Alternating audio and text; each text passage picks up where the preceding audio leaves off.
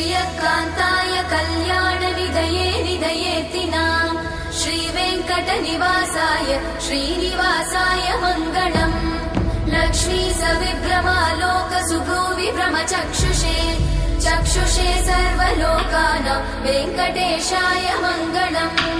श्रीवेङ्कटाद्रिशृङ्गाग्रमङ्गलाभरणाङ्गये मङ्गलानां निवासाय श्रीनिवासाय मङ्गलम्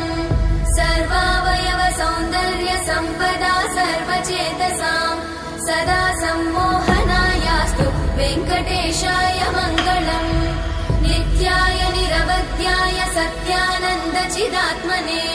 सर्वान्तरात्मने श्रीमद् वेङ्कटेशाय मङ्गलम् स्वतः सर्वविदे सर्वशक्तये सर्वशेषिने सुलभाय सुशीलाय वेङ्कटेशाय मङ्गलम्।